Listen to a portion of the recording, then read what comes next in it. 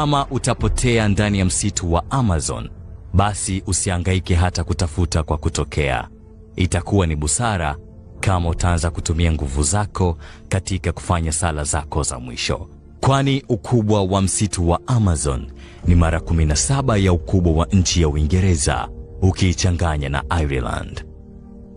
Amazon ni msitu uliopo Amerika ya Kusini, na kwa ukubwa wake msitu wa Amazon unapatikana katika nchi 9 za Amerika ya Kusini zikiwemo Brazil, Peru, Colombia, Venezuela, Ecuador, Bolivia, Guyana, Suriname na French Guyana.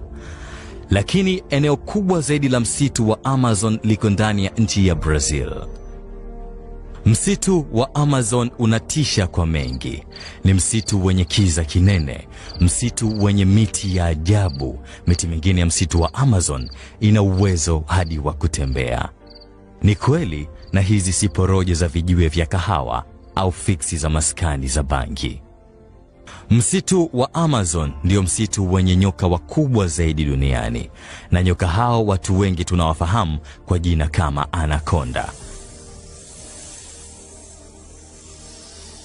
Ni Amazon ambako kuna samaki ambao mili yao ina umeme mkali, na ukiwashika utarushwa kama vile umekamata waya wa umeme na mikono yenye maji. Achana na hao. Piraruku ni samaki walioko Amazon ambao wana meno makali kama msumeno, na kama haitoshi, Mungu akaamua kuweka meno hayo makali mpaka kwenye ulimi wao. Ni Amazon ambako kuna viumbe wenye uwezo wa kutembea mpaka juu ya maji. Si kuogelea, anasema. Kuna viumbe Amazon wenye uwezo wa kutembea juu ya maji kama alivyofanya Yesu. Amazon kuna mto ambao maji yake yanachemka kama yako jikoni. Na wanasayansi na vyeti vyao vyote na uprofesa walionao wameshindwa kujua sababu ya maji ya mto huo kwa nini yanachemka. Hii ni simulizi itakayokuacha mdomo wazi. Amazon ni msitu wa kutisha, ni miongoni mwa sehemu za hatari zaidi kwenye uso wa dunia. Msitu wa Amazon ni maarufu kutokana na ukubwa wake. Ni msitu ulioshona mamilioni ya miti mikubwa na mirefu, miti iliyoshonana kiasi kwamba hata kama ni mchana wa jua kali, ukiingia katikati ya msitu wa Amazon utakutana na giza zito la kutisha kama vile ni usiku wa manane. Imethibitishwa na wanasayansi kuwa 1% tu ya mwanga wa jua ndio unaweza kupenya katika matawi ya miti hiyo mikubwa na kuweza kufika katika ardhi ya Amazon. Amazon imefurika miti mikubwa ya kustaajabisha kiasi kwamba hata mvua ikianza kunyesha itachukua dakika 10 nzima kufika ardhini, kwani matone ya mvua yatakutana na miti mirefu ya Amazon iliyoshona matawi na majani yasiyokauka kwa misimu yote ya mwaka. Katikati ya msitu wa Amazon umepita mto wa pili kwa ukubwa duniani, mto Amazon wenye urefu wa kilomita 6400. Yani urefu wa mto Amazon ni sawasawa na safari 6 kutoka Dar es Salaam kuelekea mkoani Mwanza. Japo mto Amazon ni wa pili kwa ukubwa duniani, sababu mto mrefu zaidi ni mto Nile kama wengi tunavyofahamu, lakini mto Amazon ndio mto wenye maji mengi zaidi kuliko mto wowote ule duniani. Mto Amazon ni nyumba ya viumbe vingi vya kutisha vinavyopatikana katikati ya msitu wa Amazon, yakiwemo majoka makubwa ya anaconda. Misitu ya Amazon ina viumbe vingi vya kutisha, viumbe vyenye maajabu ya kustaajabisha. Amazon kuna mjusi ambaye wanasayansi wamempa jina la Jesus Lizard, yani mjusi Yesu. Mjusi huyu ana uwezo wa ajabu wa kutembea juu ya maji kama vile alivyofanya Yesu. Mjusi Yesu husimama kwa miguu yake miwili kama vile binadamu, kisha hukimbia kwa spidi na kuvuka mito iliyoko Amazon toka upande mmoja kuelekea upande mwingine, jambo ambalo duniani hakuna kiumbe mwingine mwenye uwezo wa kufanya hivyo isipokuwa Yesu tu. Sio hilo tu litakalo kushangaza katika pori la Amazon.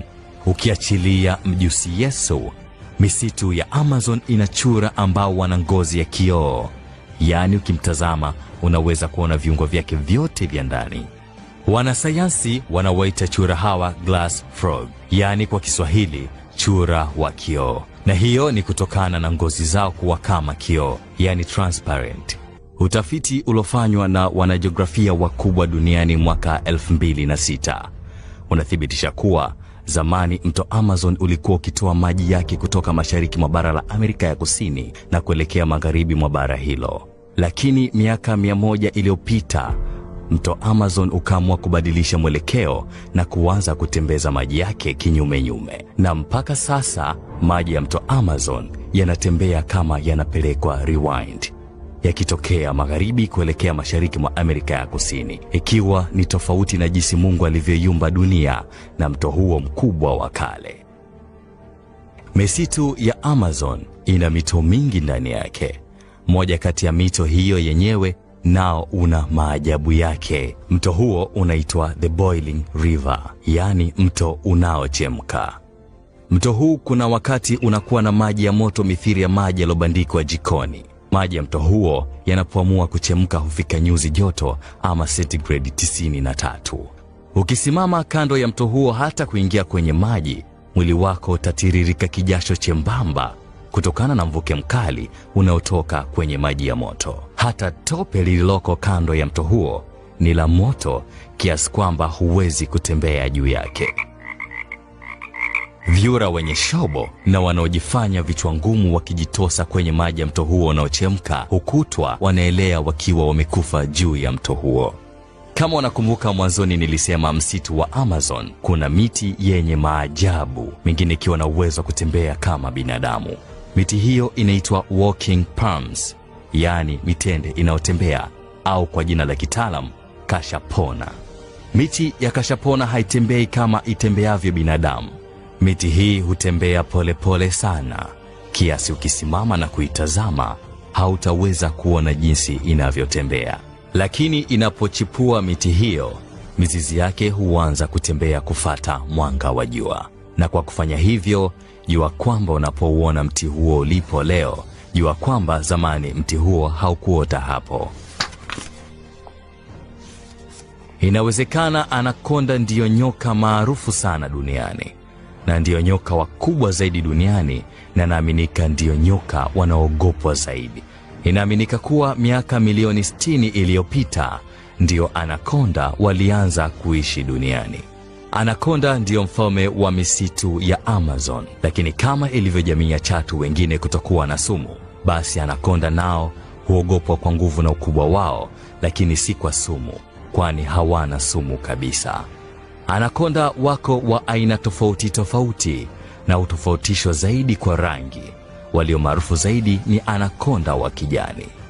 Anakonda ndiyo nyoka wenye uzito mkubwa zaidi duniani. Anapokuwa mkubwa huwa na uzito wa kilo 70 na wengine hukua mpaka kufikia kilo 250. Kisha urefu wa nyoka anakonda hufikia futi 30, yaani mara 5 ya urefu wa Hashim Thabit.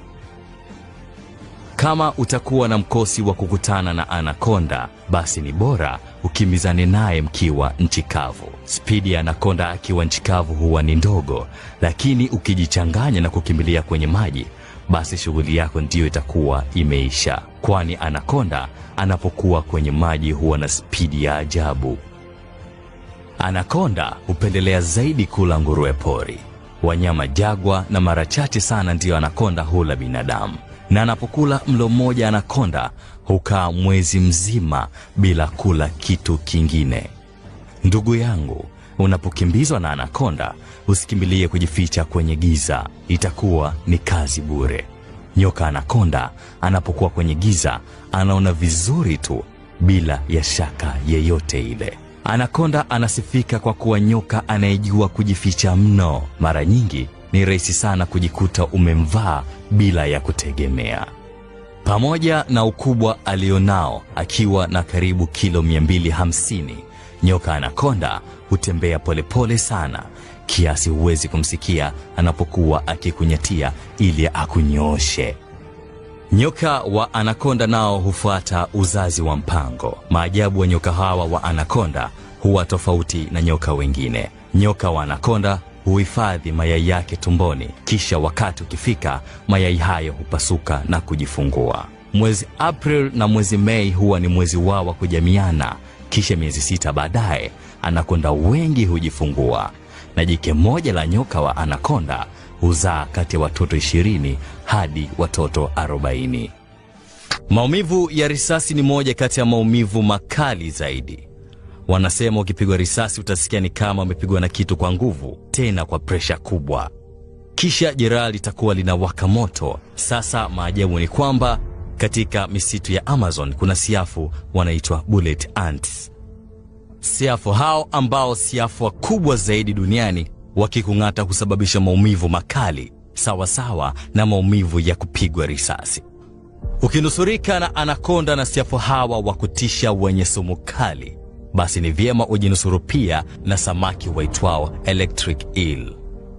Hawa ni samaki wakubwa wenye kilo karibu 21 na wana maajabu ya kuwa na umeme kwenye miili yao.